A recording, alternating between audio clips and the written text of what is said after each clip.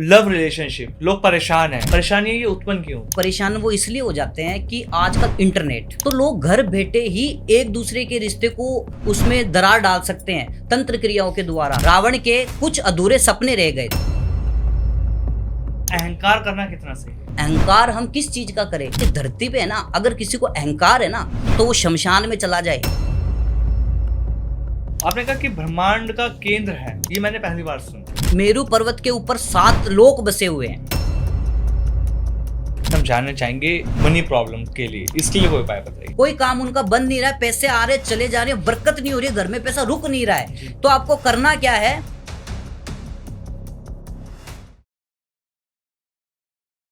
नमस्कार, कैसे हैं आप सभी? स्वागत है आपका द पॉडकास्ट रूम के इस नए एपिसोड में, जिसमें बात हम आज करने वाले हैं धर्म अध्यात्म को लेकर। बात होने वाली है आपके रिलेशनशिप को भी लेकर, क्योंकि बहुत सारे लोग परेशान रहते हैं कि उनका रिलेशनशिप सही नहीं चलता। चाहे हस्बैंड वाइफ की बात कर लें, डाइवोर्स तक की नौबत आ जाती है, या जो हम जेंजी की बात करते हैं, गर्लफ्रेंड बॉयफ्रेंड, वो भी बहुत ज़्यादा परेशान रहते हैं कि रिलेशनशिप ख़राब हो जाते हैं, ब्रेकअप हो जाते हैं। क्या वजह है? क्या कोई उपाय करने से ये प्रॉब्लम आपकी रिजॉल्व हो सकती है? धर्म अध्यात्म की बात इसलिए भी करने वाले हैं ताकि आपको ये पता लग सके कि अध्यात्म हमें क्या बता रहा है। हम भगवान शंकर की भी इसमें बात करने वाले हैं। हम वो सारी चीज़ें इस पॉडकास्ट में आप सबको देंगे जो आपकी लाइफ के अंदर बहुत कुछ बदलाव लेकर आएगी। लाइफ चेंजेस ये पॉडकास्ट आपका रहेगा, क्योंकि हमारे हर पॉडकास्ट में कुछ ना कुछ नया आपको मिलता है। आज भी नया मिलने वाला है, क्योंकि आज जो हमारे गेस्ट हैं उन्हें हम लव एक्सपर्ट कहते हैं, क्योंकि जितने भी रिश्ते टूट जाते हैं ना, उन्हें जोड़ने का काम करते हैं। एस्ट्रोलॉजर मनीषी एक ऐसा नाम है जो लगातार लोगों के लिए कार्य करते आ रहे हैं, उनकी हेल्प कर रहे हैं। जो परेशान है कि डाइवोर्स हो रहा है, हस्बैंड वाइफ परेशान, रिलेशनशिप सही नहीं है, या गर्लफ्रेंड बॉयफ्रेंड, उन सब के लिए ये लगातार ऐसे ऐसे उपाय दे देते हैं, ऐसे सॉल्यूशन देते हैं, उनकी प्रॉब्लम पल भर में दूर होती है। तो इस पॉडकास्ट में बहुत कुछ आपको मिलने वाला है, आखिर तक जरूर देखिएगा। मनीषी, बहुत बहुत स्वागत आपका। नमस्कार सर। नमस्कार, जय श्री श्याम। कैसे हैं आप? बहुत बढ़िया, आप बताओ कैसे हो? एकदम शानदार। जैसे हमने कहा कि आज बहुत कुछ खास इस पॉडकास्ट में लोगों को मिलने वाला है। धर्म अध्यात्म के साथ साथ हम लोगों की उस परेशानी के बारे में बात करेंगे जो आमतौर पर लगातार बढ़ रही है। तो सबसे पहले तो आप ये बता दीजिए, जो लव रिलेशनशिप लोग परेशान हैं, आपको एक्सपर्ट कहा जाता है, लव एक्सपर्ट हैं, आप लोगों के रिश्ते जोड़ देते हैं। बिल्कुल। परेशानी ये उत्पन्न क्यों होती हैं? देखो, उसके 2 रीज़न है। जी। परेशानियां उत्पन्न 2 तरीके से हो सकती है। देखो, छोटा मोटा तो लड़ाई झगड़ा देखो आजकल सभी के बीच में रहता है, चाहे वो हस्बैंड वाइफ हो या गर्लफ्रेंड बॉयफ्रेंड हो, ठीक है। और दूसरा ये है कि परेशान वो इसलिए हो जाते हैं कि आजकल इंटरनेट पे आजकल आपको पता है, आप घर बैठे खाना ऑर्डर करते हो, खाना आ जाता है। घर बैठे कपड़े ऑर्डर करते हो, कपड़े आ जाते हैं। तो आजकल ऑनलाइन एस्ट्रोलॉजी बहुत हो गई है, तो लोग घर बैठे ही एक दूसरे के रिश्ते को उसमें दरार डाल सकते हैं तंत्र क्रियाओं के द्वारा, काम करवा करके, ठीक है। तंत्र क्रियाओं के द्वारा उन दोनों को अलग भी करवा सकते हैं। आजकल ऑनलाइन का जमाना है, और आपको पता है कि कितने एस्ट्रोलॉजर ऑनलाइन हैं जो काम करवा के एक दूसरे को अलग करवा सकते हैं। और दूसरा ये देखो, आपके पॉडकास्ट के जरिए लोगों को मैं यही कहना चाहूँगा कि जब बात आ गई है लव की और रिलेशनशिप की, तो मैं यही कहना चाहूँगा कि देखो, छोटी मोटी टकरार तो हर किसी के बीच में होती है, छोटा मोटा झगड़ा तो हर किसी के बीच में होता है। तो पहले तो आप खुद बैठें और एक दूसरे को समझने की कोशिश करें, खुद सॉल्व करने की कोशिश करें। ऐसा नहीं है कि कोई भी छोटी मोटी प्रॉब्लम हुई और डायरेक्ट आप पहुंच गए एस्ट्रोलॉजर के पास, तांत्रिक के पास, तो वो चीज़ नहीं होनी चाहिए। जैसे आपने कहा ना कि आज के डेट में हर कोई तांत्रिक के चक्कर में पड़ के चीजें कर रहा है। बिल्कुल। तो क्या ये वशीकरण जो हम सुनते हैं, इससे रिश्ते खराब हो सकते हैं? कोई थर्ड पर्सन किसी का रिलेशनशिप खराब करा सकता है? बिल्कुल करवा सकता है। इस धरती पे जो आपने नाम सुना है ना, वशीकरण, जिस भी चीज का आपने नाम सुना तो वो इस धरती पे प्रत्यक्ष है, तब है। जो भी चीज धरती पे जिसका भी आपने नाम सुन लिया वो इस धरती पे है। आपको पता, दिन है तो रात भी है, ठीक है। अधर्म है तो धर्म भी है, ठीक है। और भूत है तो भगवान भी है। तो सभी चीज है, लेकिन उनके तरीके, उनका समय होता है, हर चीज का एक समय होता है। तो मैंने कि जैसे आपको पहले बताया कि भाई, पहले तो दोनों दोनों पास में बैठ करके सोल्व करो।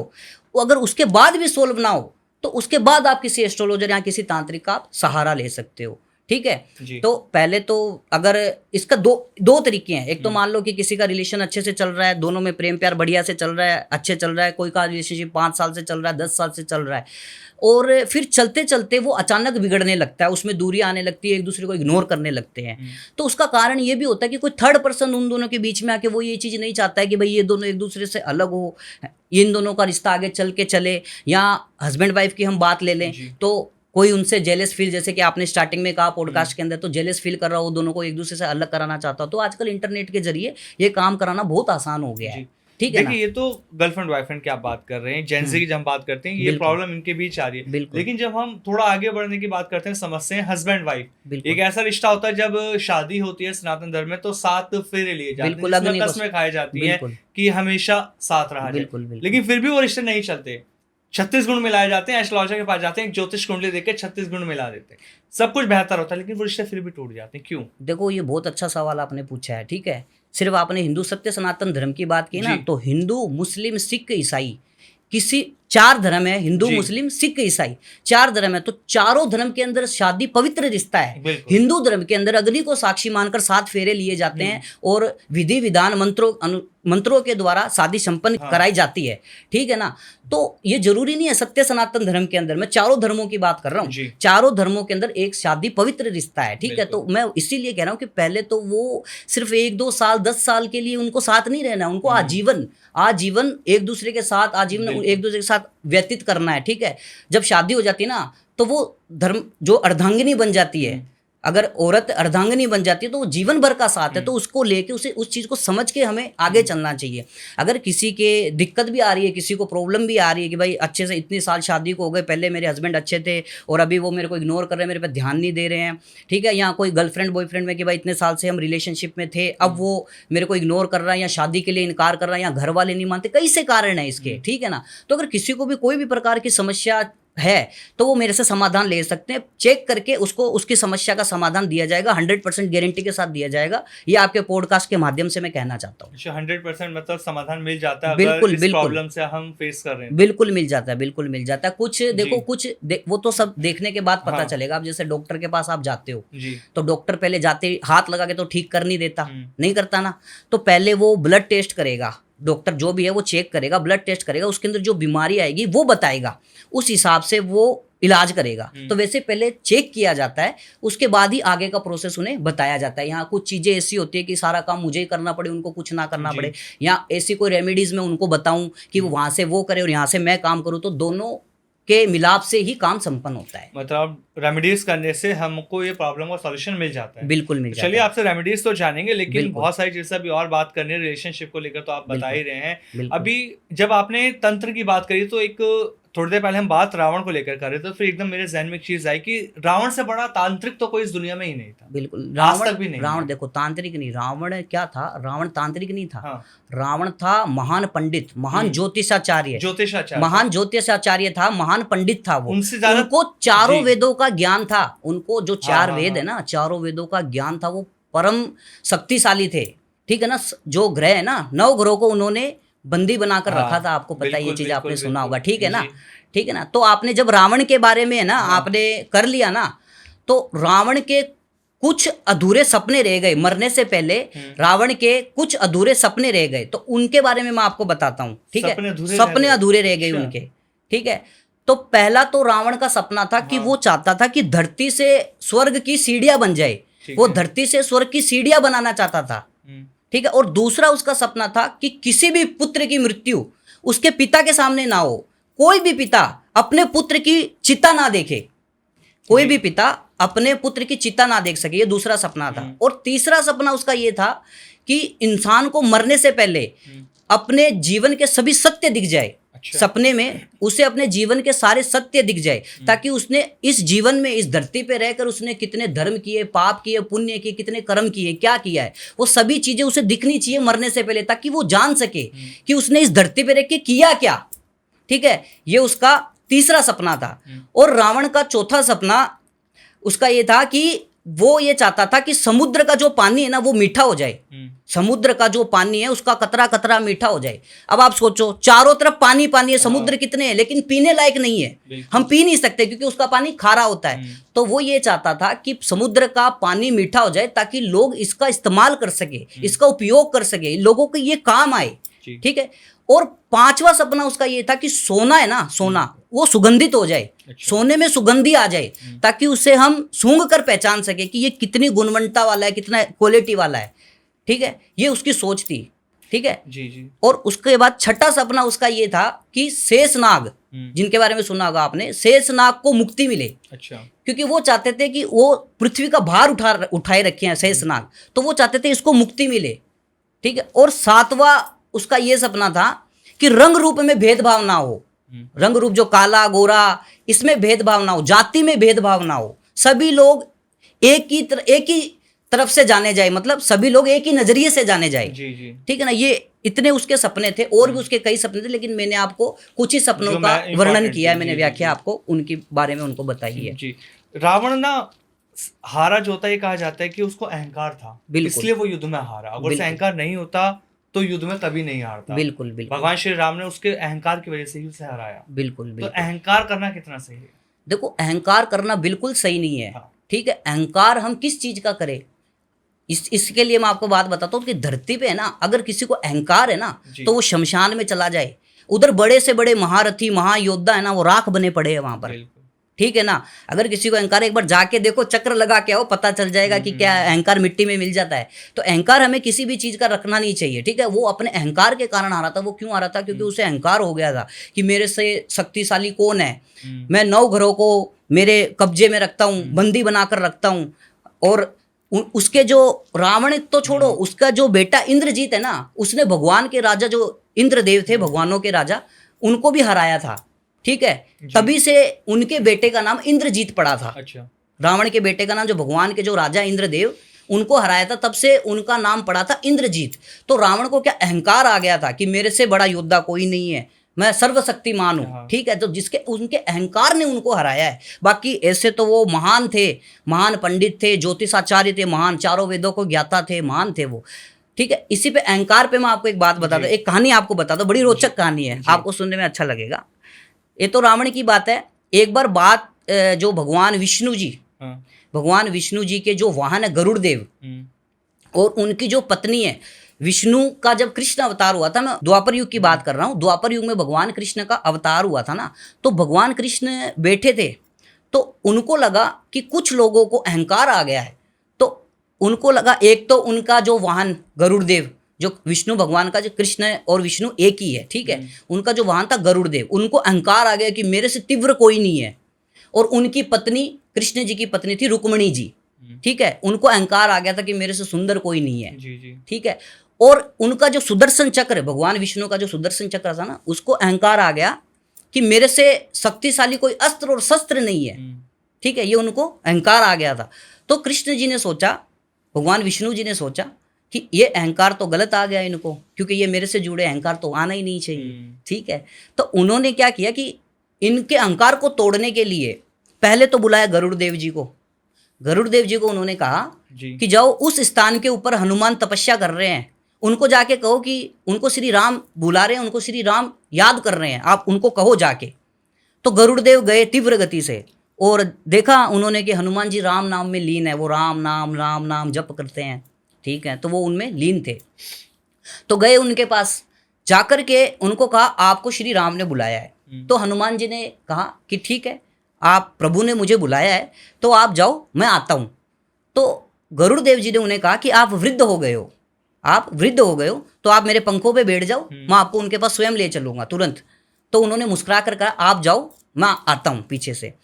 तो जैसे ही गरुड़ देव वहाँ से आए, आने से पहले श्री राम के पास, कृष्ण जी के पास गरुड़ देव आए, तो उन्होंने देखा हनुमान जी वहाँ पर पहले से ही विराजमान थे उनके श्री चरणों में। वो उनको कह के आ गए कि आप वृद्ध हो गए हो, मेरे पंखों पे बैठ जाओ, मैं आपको तीव्र गति से ले चलूंगा। वो उनसे पहले वहां पहुंच गए।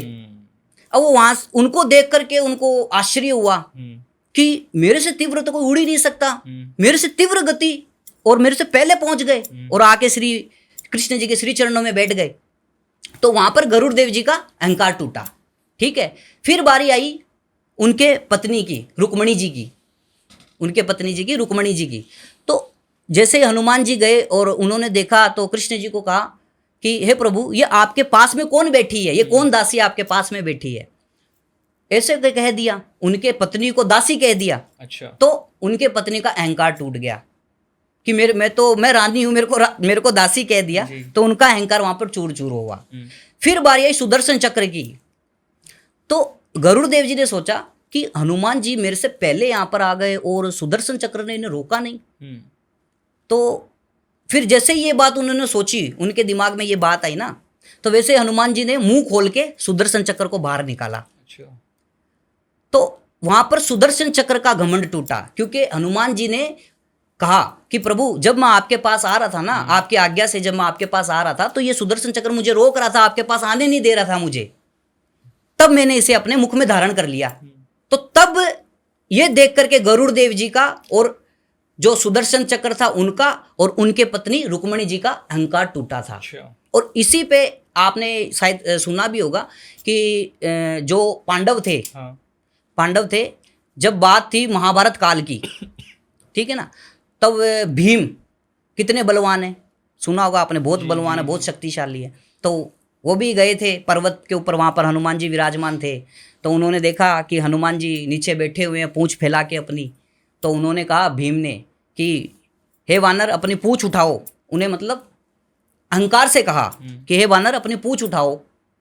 तो उन्होंने बोला, हनुमान जी थे वो तो उनसे सर्वशक्तिमान है, भगवान शिव के रुद्र अवतार है, अंश अवतार है।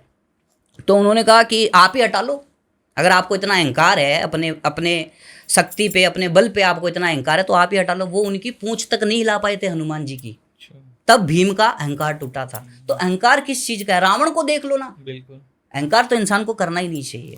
इसलिए अहंकार करोगे तो हमेशा आपको हार का सामना करना, हार का सामना, विजय कभी आपको विजय नहीं मिलेगी, सब कुछ होते हुए भी।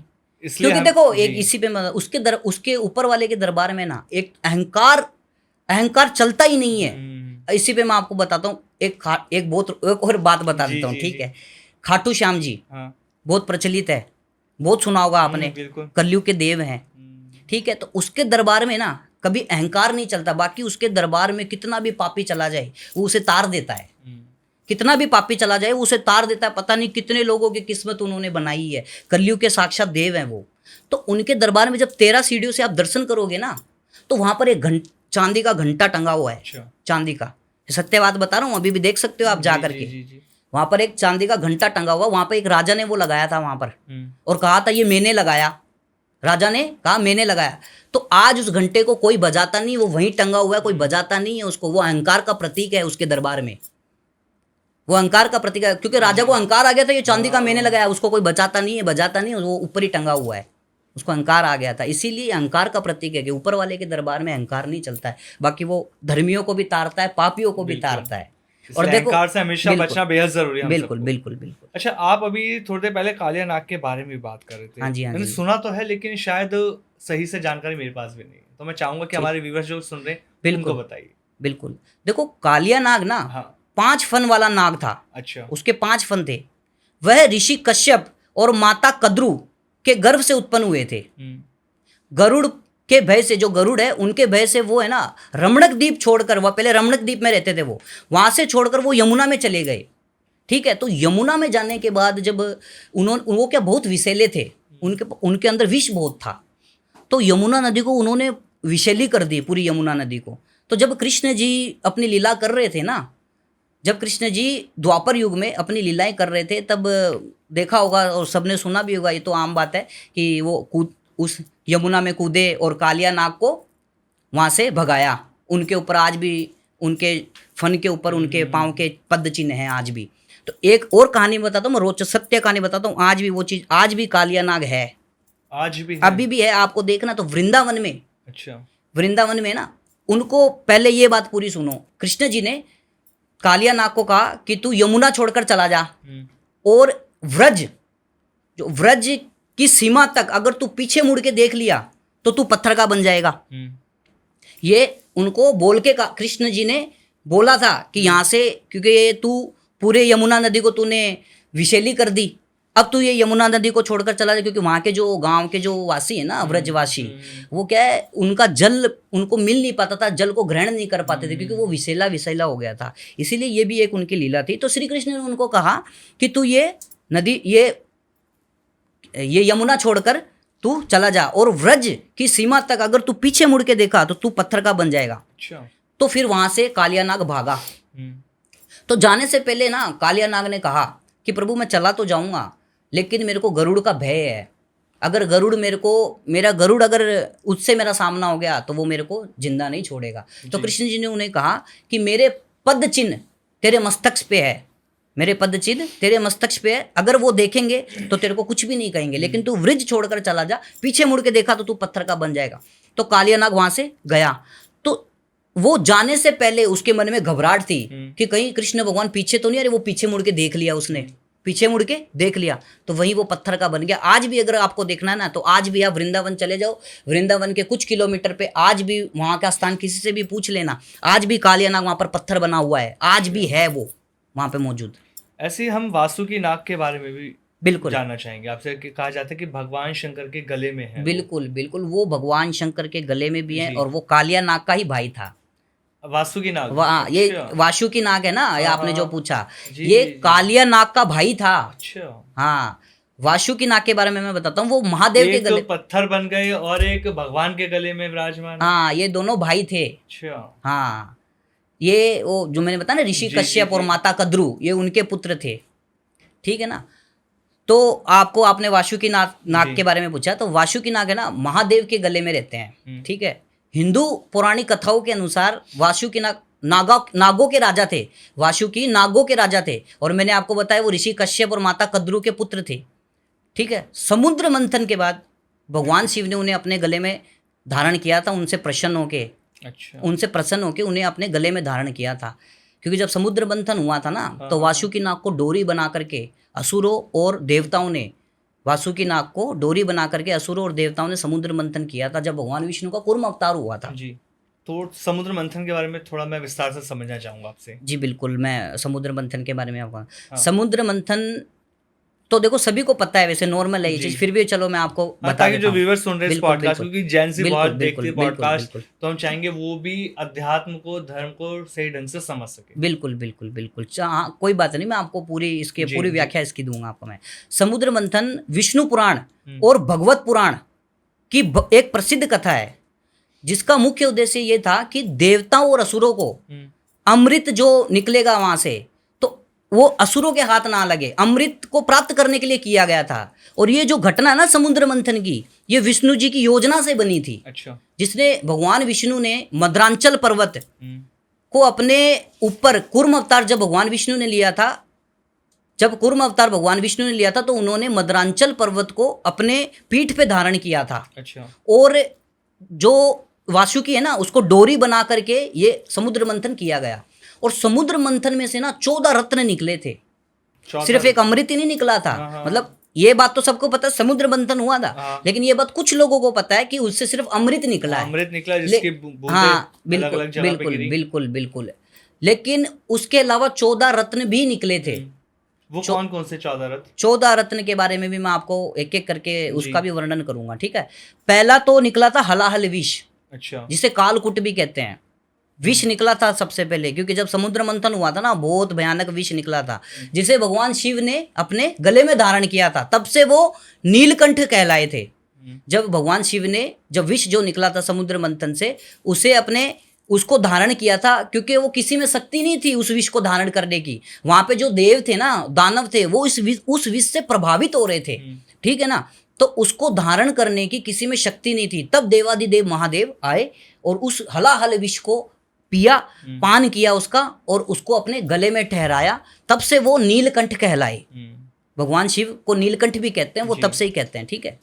तो पहला तो मैंने बोल दिया आपको, विष निकला था। दूसरा निकला था कामधेनु गाय, जो इच्छा पूरी करने वाली गाय है, दिव्य गाय है, जिसको ऋषियों को सौंप दिया गया। और तीसरा निकला था उच्चेश्वर घोड़ा, सफेद घोड़ा निकला था, दिव्य घोड़ा, जो राजा बलि ने रख लिया था। ठीक है। चौथा निकला था ऐरावत हाथी, जो इंद्र की सवारी है, जो इंद्र को दे दिया, जो देवों के राजा है इंद्र, उनको दे दिया। ठीक है।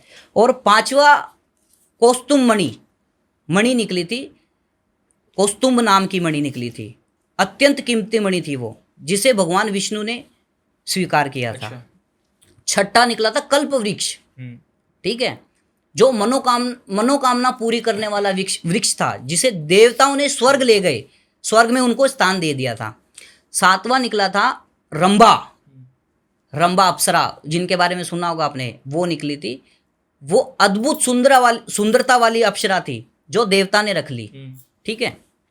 फिर आठवीं माँ देवी लक्ष्मी जी अच्छा। वहां से निकली है, जो 14 रत्नों में से 8वीं महालक्ष्मी लक्ष्मी है। अच्छा। जो धन धान्य की देवी है, हम्म, ठीक है। तो वो भगवान विष्णु की अर्धांगिनी बनी थी, जी जी जी। ठीक है। और 9वीं निकली वारुणी, मदिरा जो शराब, वो भी वहीं से निकली थी, मदिरा की देवी वारुणी जिसे कहते हैं, ठीक है, जिसको असुरों ने स्वीकार किया, असुरों ने जिन्हें असुर लिए। और 10वां निकला चंद्रमा, जिसे भगवान शिव ने अपने मस्तक पे धारण किया, हाँ। सिर पे धारण किया, चंद्रमा। 11वां उसमें से निकला रत्न पारिजात वृक्ष निकला था, जो बहुत ही सुगंधित और फूलों वाला दिव्य वृक्ष था, उसके अंदर बहुत सुगंधित था वो। और 12वां निकला शंख, 5 जन्य शंख जिसे कहते हैं जी। जो विजय का प्रतीक है, जिसे भगवान विष्णु ने धारण किया था। और 13वां निकला था भगवान धन्वंतरी, जी जी जी। जो आयुर्वेद के जो जनक हैं, वो अमृत कलश लेके प्रकट हुए थे। 14वां अमृत था ही, अमृत निकला था। तो ये चीजें निकली, अमृत निकला, अमृतता प्रदान करने वाला अमृत, जो पी ले तो वो अमर हो जाए, ठीक है। जो अंत में ना भगवान विष्णु ने मोहिनी अवतार लेकर के असुरों को मोहित करके, और वो अमृत देवता को पान करवाया था, देवता को समर्पण किया था।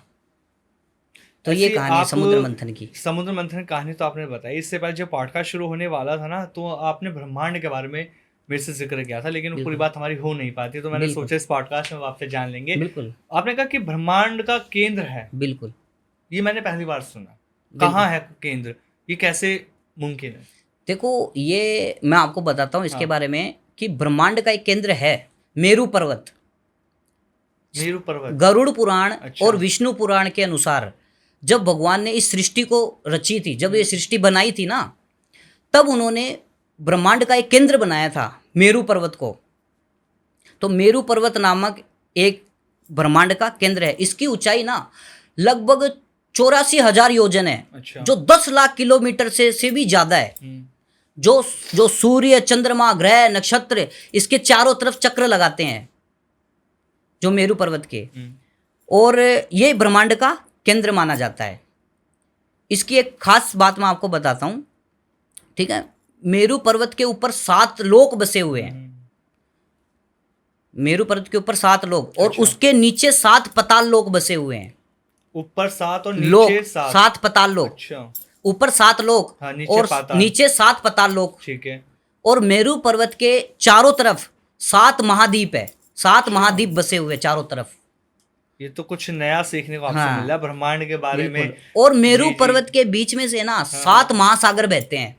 अच्छा। हाँ, बीच में से 7 महासागर बहते हैं। हाँ। तो ये जो आप 7 लोगों की बात कर रहे हैं, ये कौन कौन से, थोड़ा इनके बारे में भी बताइए। बिल्कुल, इनके बारे में मैं बताऊँ। और मेरू पर्वत का जो शिखर है ना, ऊपर ही ऊपर, उस पे ब्रह्मा जी का कमल है, वहाँ पे ब्रह्मा जी का कमल विराजमान है। इसके बारे में आपने पूछा है, मैं बताता हूँ। देखो, तो इसके ऊपर है ना, इसके ऊपर 7 लोग जो मैंने बताया था, 7 लोग बसे हुए। उसके अंदर से पहला आ गया सत्यलोक, जिसे ब्रह्म लोक भी कहते हैं, ब्रह्मा का लोक, ठीक है। और दूसरा जो लोक आ गया, वो आ गया तपोलोक, ठीक है। तीसरा आ गया जनलोक, चौथा आ गया महरलोक, 5वां आ गया स्वर्गलोक, 6ठा भूअरलोक, 7वां भूलोक जो पृथ्वी है, ठीक है। तो ये 7 लोक हैं जो इसके ऊपर बसे हुए हैं। फिर आ गए हम नीचे, पताल लोक। मेरू पर्वत के नीचे 7 पताल लोक है, उसके बारे में भी आप जानना चाहोगे? बिल्कुल। उसमें से पहला आ गया अटल, दूसरा आ गया वितल, तीसरा आ गया सुतल, चौथा आ गया तलातल, अच्छा, 5वां आ गया महातल, 6ठा आ गया रसातल, 7वां आ गया पाताल लोक, ठीक है। तो ये 7 उसके नीचे है।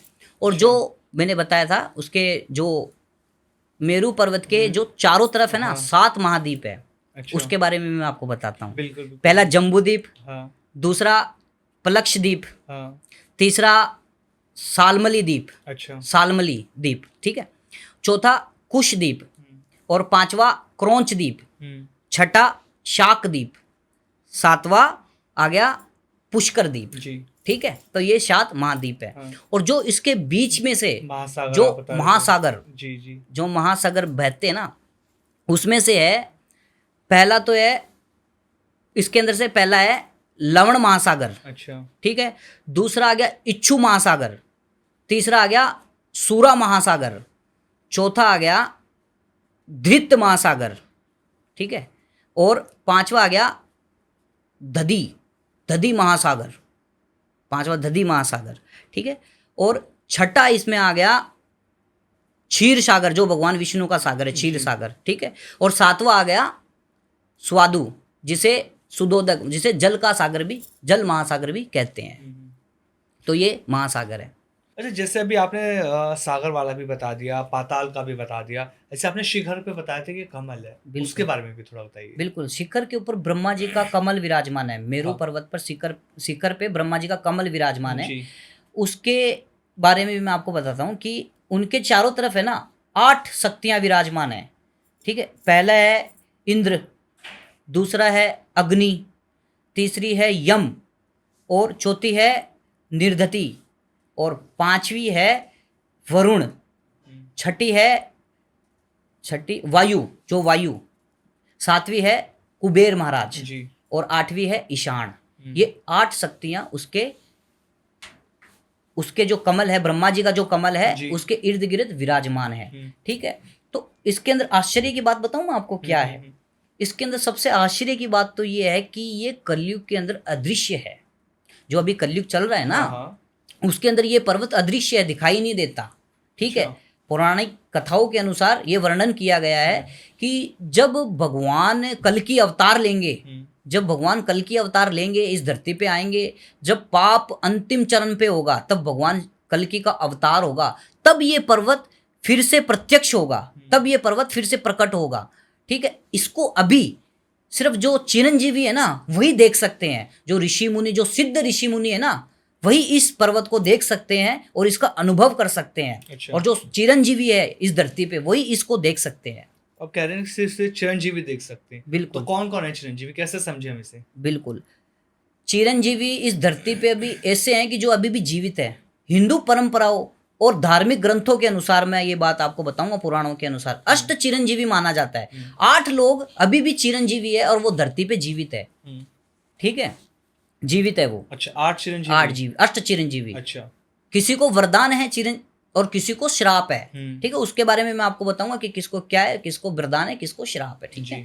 एक एक करके मैं उसका वर्णन करता हूँ आपको। तो पहले है ऋषि मार्कंडे।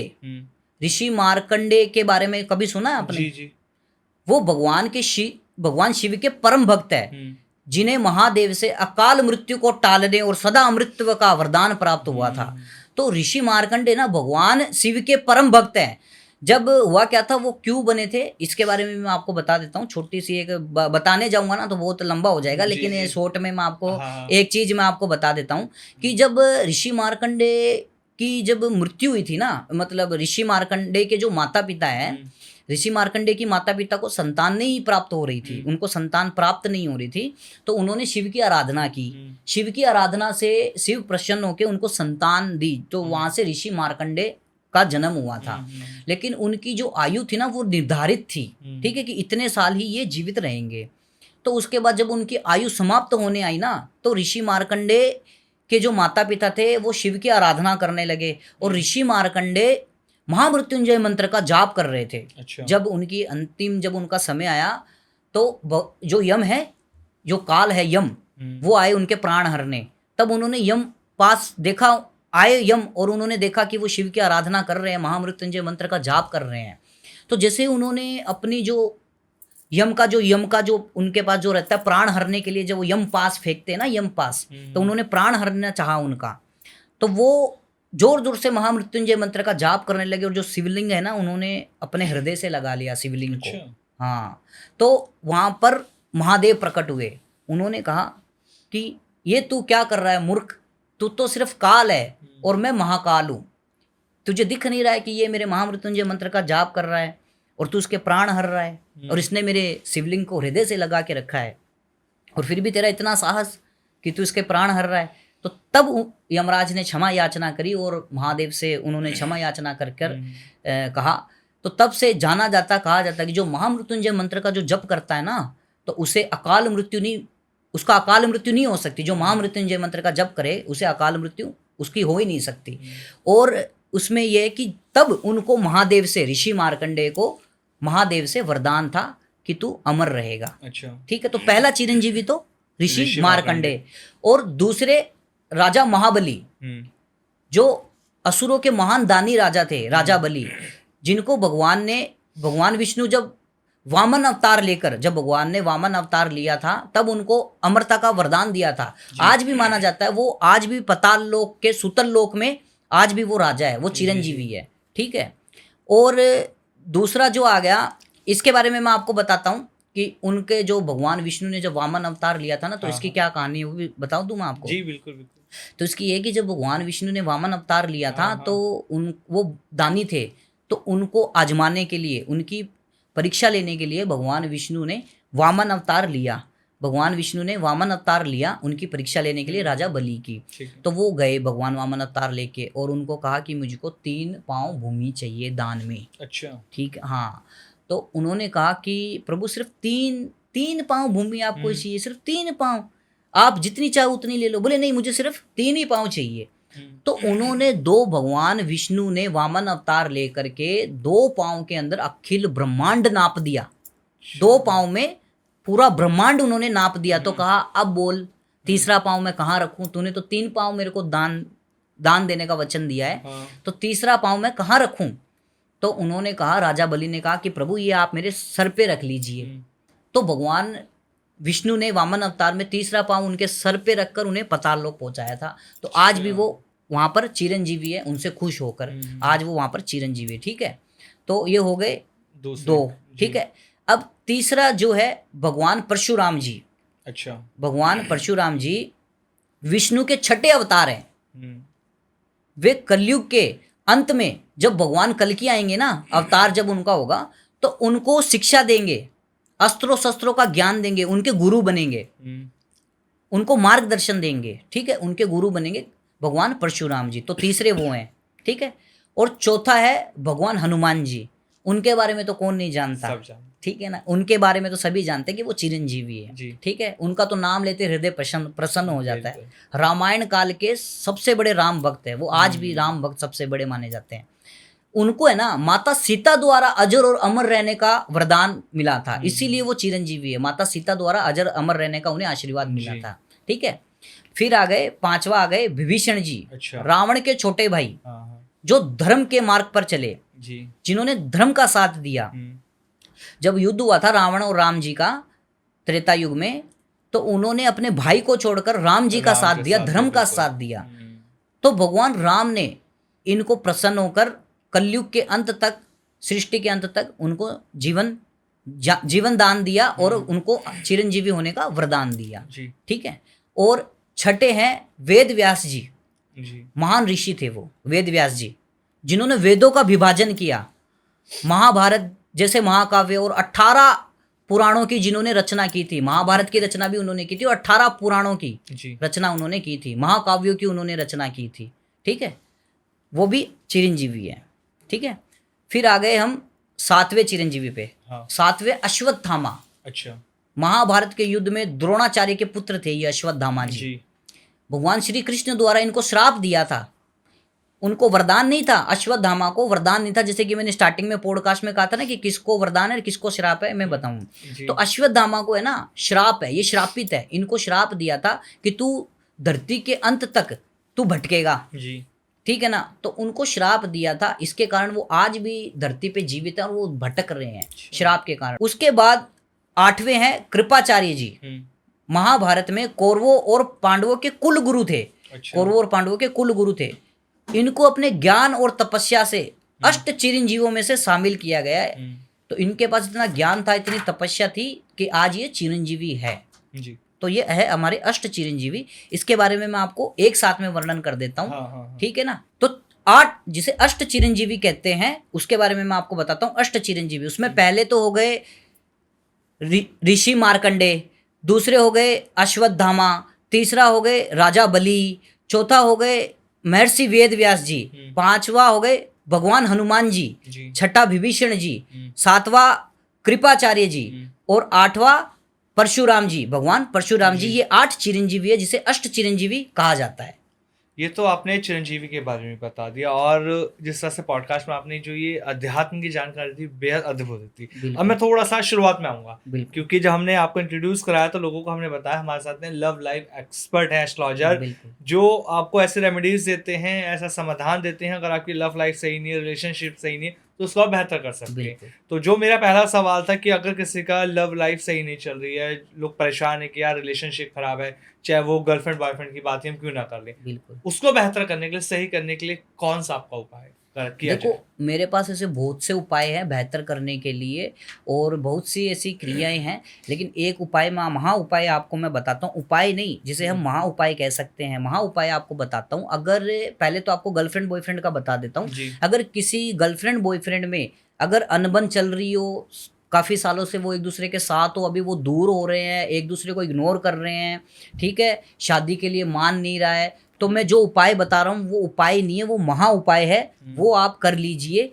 वो करने के बाद 100% आपकी गर्लफ्रेंड हो या आपका बॉयफ्रेंड हो, वो दौड़ा हुआ भागा आपके पास आएगा। ये मेरा चैलेंज है, ये मेरी गारंटी है। ठीक है। आपको करना क्या है, आपको 2 केले लेने हैं। 2 केलों पर उन दोनों का नाम लिखना है।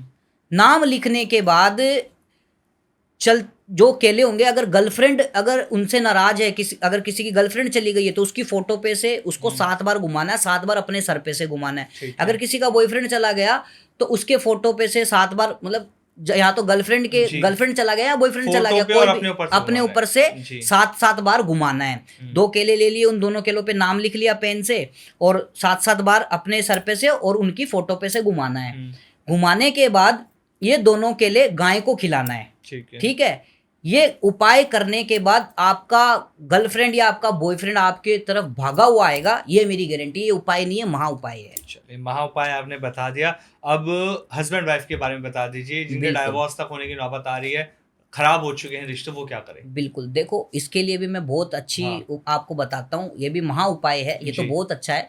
क्योंकि देखो पति पत्नी की जहाँ बात आ जाती है ना, तो वहां पर उनका पूरे जीवन का सवाल आ जाता है। वो पूरे जीवन के साथी होती हैं एक दूसरे के। तो उसके लिए मैं आपको उपाय नहीं, महा उपाय बता रहा हूँ। अगर ये उपाय करने के बाद किसी के रिश्ते में अनबन चल रही है, कोई पति पत्नी एक दूसरे से दूर हो रहे हैं या डिवोर्स देना चाहते हैं या एक दूसरे को इग्नोर कर रहे हैं या आना नहीं चाहते, कोई भी उन दोनों के रिश्ते में कोई भी तकरार हो रहा है, कोई भी दूरियां आ रही है, तो ये उपाय कर लो। ये उपाय करने के बाद मैं चैलेंज से कहता हूं कि वो एक दूसरे से दूर कभी नहीं हो पाएंगे, जीवन भर एक दूसरे के साथ रहेंगे। और ऐसा उपाय है, ये करने के बाद वो दोनों का दिमाग किसी और पराई स्त्री या पराई पुरुष के ऊपर नहीं जाएगा। वो दोनों एक दूसरे के साथ रहेंगे और कभी छोड़कर नहीं जाएंगे, दौड़े हुए वापस आएंगे। ये मेरी गारंटी है। ठीक है। करना क्या है, आपको 2 पान के पत्ते लेने हैं। 2 पान के पत्तों पर केसर से एक दूसरे का नाम लिखना है। केसर से एक दूसरे का नाम लिख करके 3 बूंद शहद की इस पान के पत्ते पे और 3 बूंद शहद की इस पान के पत्ते पे, दोनों पत्तों पे 3-3 बूंद शहद की डाल लिया। दोनों पत्तों को मिला लिया। दोनों पत्तों को मिलाने के बाद मोली से उन दोनों पत्तों को बांध दिया। पान के पत्तों को मोली से बांधने के बाद 3 बार अपने सर पे से घुमाए और जो भी पति गई है या पत्नी, जो पति गया है या पत्नी गई है, उनके फोटो पे से 3 बार घुमाए। घुमाने के बाद आप घुमाते समय आपको 3 महादेव के नाम लेने हैं। ओम रुद्राय नमः, ओम काल भैरवाय नमः और ओम त्र्यंबकेश्वराय नमः। ये 3 नाम आपको जाप करने हैं और 3 बार जैसे घुमाओ तब ये नाम बोलने हैं और शिव जी के मंदिर में जाके शिव जी के शिवलिंगी पे अर्पित कर दो। अच्छा। हाँ, आप 24 घंटे के अंदर आप देखोगे कि आपके पति हो या आपकी पत्नी हो, दौड़ी हुई आपके पास आएगी। ये मेरा चैलेंज है। ये तो आपने और शानदार एक और उपाय बता दिया। एक लास्ट में अब आपसे हम जानना चाहेंगे मनी प्रॉब्लम के लिए। बिल्कुल जी, इसके लिए कोई उपाय बताइए। देखो मनी प्रॉब्लम के लिए ना मैं आपको बहुत अच्छा उपाय एक बताता हूँ कि माँ लक्ष्मी सबको चाहिए, ठीक है, लेकिन अगर किसी के किसी संघर्ष कर रहे हैं, हाँ। काम कर रहे हैं, और उसके बावजूद भी उससे फल नहीं प्राप्त हो रहा जितना वो तब कर रहे हैं, कोई काम उनका बन नहीं रहा है, पैसे आ रहे चले जा रहे हैं, बरकत नहीं हो रही है, घर में पैसा रुक नहीं रहा है, तो आपको करना क्या है, ये भी महा उपाय है। करना क्या है, तुलसी के पौधे के नीचे दीपक जलाना है। तुलसी के शाम के समय तुलसी के पौधे के नीचे घी का दीपक जलाना है, ठीक है। और कमल गट्टे की माला से 108 बार मैं जो मंत्र बता रहा हूं उस मंत्र का जाप करना है। शाम के समय, शुक्रवार के समय या शाम के कोई भी वार हो, ठीक है, शाम के समय आपको तुलसी के पौधे के नीचे घी का दीपक जलाना है, और दीपक जलाने के बाद कमल गट्टे की माला से 108 बार इस मंत्र का जाप करना है। ओम लक्ष्मीभ्यो नमः, ओम ए हिंग लक्ष्मीभ्यो नमः, ओम ए हिंग लक्ष्मीभ्यो नमः, ओम ए हिंग लक्ष्मीभ्यो नमः। 108 बार इस मंत्र का जाप करना है कमल गट्टे की माला से, शाम को तुलसी के पौधे के नीचे घी का दीपक जला के। फिर देखना आपको पता चलेगा कि कैसे लक्ष्मी की बरसात होती है। तो चलिए, आपने शानदार उपाय भी बता दिए, और बाकी जो व्यूअर्स इस पॉडकास्ट को देख रहे हैं वो समझ चुके होंगे कि हमने इस पॉडकास्ट में क्या दिया। अगर परेशान हो रिलेशन को लेकर तो एक बार कंसल्टेंसी ले लीजिए, क्योंकि बहुत कुछ आपको मिलेगा। परेशान आपको बिल्कुल नहीं होना पड़ेगा। और धर्म अध्यात्म क्या कहता है, कितना ज़रूरी है, ये भी इस पूरे पॉडकास्ट में हमने बताया। डिस्क्रिप्शन में डिटेल हमने दे रखी है, नंबर दे रखा है। कोई भी जानकारी, किसी तरह कोई सवाल है, आप कनेक्ट करके जान सकते हैं एस्ट्रोलॉजर मनीष जी से, क्योंकि ये लव लाइफ एक्सपर्ट हैं। अगर आपका प्यार आपसे दूर है तो वह वापस ज़रूर आएगा। बहुत बहुत धन्यवाद आपका। बहुत बहुत धन्यवाद। जाने से पहले मैं एक बात कहना चाहूँगा, अंतिम बात है मेरी, अंतिम है कि आपके पॉडकास्ट के माध्यम से जितने भी आपकी ऑडियंस है देख रही है, उनको मैं ये कहना चाहूँगा कि अगर किसी के जीवन में भी कोई भी लव लाइफ प्रॉब्लम हो, कोई हस्बैंड वाइफ प्रॉब्लम हो, कोई पति पत्नी में अनबन हो, कोई डिवोर्स की प्रॉब्लम हो, किसी का काम कारोबार नहीं चल रहा है, बिजनेस व्यापार नहीं चल रहा है, ठीक है, घर में कोई परेशानी हो, शादी नहीं हो रही है, तो आप मुझसे कॉन्टैक्ट कर सकते हैं। उसकी समस्याओं को देखने के बाद उसे उचित उपाय, गारंटी के साथ उपाय करके दिया जाएगा। ये मैं आज आपके पॉडकास्ट के माध्यम से सभी को कहना चाहता हूँ। चलिए, बिल्कुल। तो इस खास बात का ध्यान रखिएगा। कोई भी परेशानी एक बार ज़रूर जुड़िए। बहुत बहुत धन्यवाद। धन्यवाद। जय श्री श्याम।